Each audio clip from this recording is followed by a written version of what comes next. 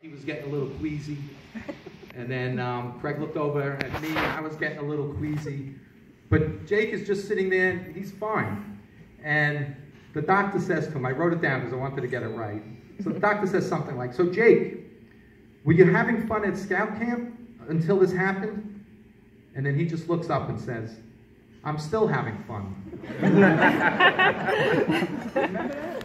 I mean, talking about a good attitude, and that reminds me, to me that defines a scout as cheerful. Because I'm sure he wasn't happy that he was having his finger sutured, but just to keep that attitude, that even with what was happening to him, he was still happy to be with the troop and at scout camp. I mean, that really says a lot. So that's something we can all remember when we're in the rain and in the snow on camping trips. We're not always happy with the situation, but it's the attitude that's important. And again, Jake, throughout the years, he's had that positive attitude, and it's definitely contagious. He was a guide for the younger scouts, and I saw, you know, the effect that he had on them. He always has that like little smirk or smile that he puts on, and he just like really lightens up the room when he enters. And also the campfires, which, by the way, you'd think I speak for a long time. He tells the longest stories. I still don't even understand some of the stories he tells, but they're the longest stories. He stands up there in his pajamas, usually, and tells these great campfire stories that the boys love. But they go on for quite a while. But again, Jake has the right attitude, and he's just such a cheerful guy. Like he makes everybody around him happy. One last part, we'll finish with the story. So, we're finally heading back to camp. Now, remember, we've been eating camp food for like 3 days at this point, at least. So, and you know, the camp food, it's not terrible, but let's face it, you know, it's not like home cooking. So, Craig and I happened to spot a Dunkin' Donuts when we were driving to the hospital. So we start, you know, telling Jake, you know, you've been through a lot.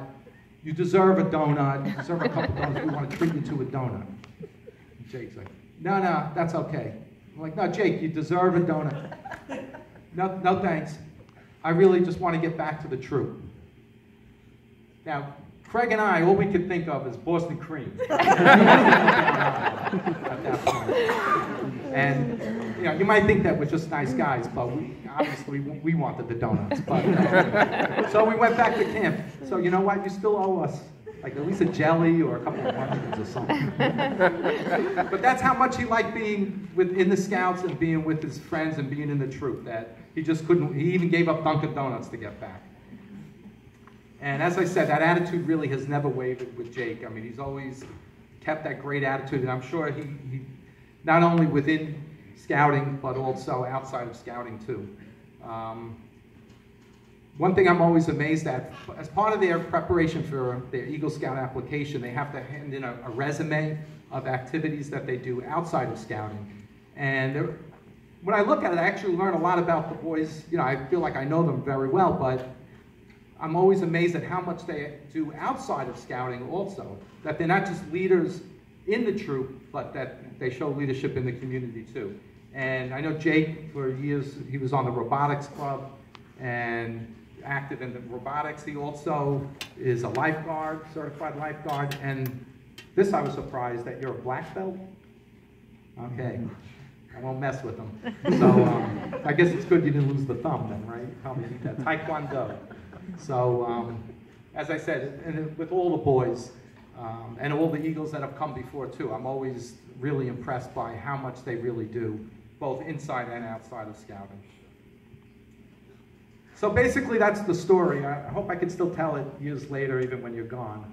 I can, okay. But I just want to say again, Jake, again, it's been a pleasure through your costumes, your stories. I hope you have some of those slides or maybe pictures at the table when you were dressed up in your beard, some of the crazy stuff you wore, but it really was wonderful having you in the troop. So I congratulate you and wish you lots of luck. I know you're going to have a bright future as an engineer, hopefully. So congratulations, Jake.